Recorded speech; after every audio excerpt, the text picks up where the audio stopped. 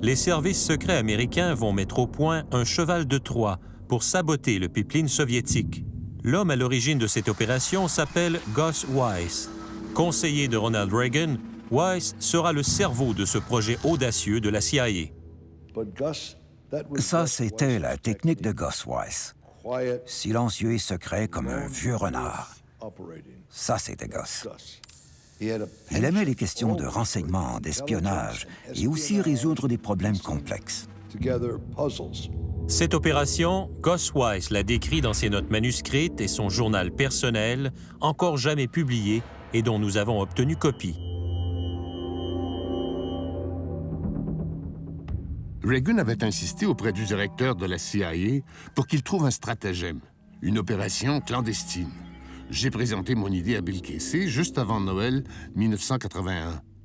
L'idée était simple, laisser les Soviétiques obtenir les technologies qu'ils souhaitaient voler, mais bien sûr, après les avoir modifiées. Ces technologies, des ordinateurs, des logiciels, des turbines de pipeline, allaient être habilement trafiquées pour qu'elles passent les tests de contrôle. Mais une fois installées, elles allaient se détraquer sans qu'on sache pourquoi. 3 semaines plus tard, j'étais convoqué au quartier général de la CIA.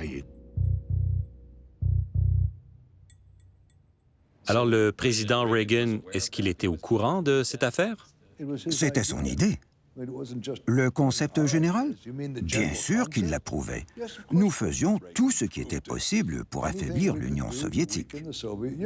L'opération portera le nom de Deception Program. L'objectif, déstabiliser l'économie soviétique. Le résultat le plus spectaculaire, d'après Richard Allen, l'explosion du gazoduc transsibérien. Ce fut vraiment une belle explosion. Et qu'est-ce que vous savez là-dessus? Rien de précis. Ce n'est pas très clair dans mes souvenirs. Mais évidemment, je sais qu'il y a eu une explosion. Je sais aussi que nous faisions tout notre possible pour fournir aux Russes des technologies pourries. C'était bien, non? Pourquoi pas?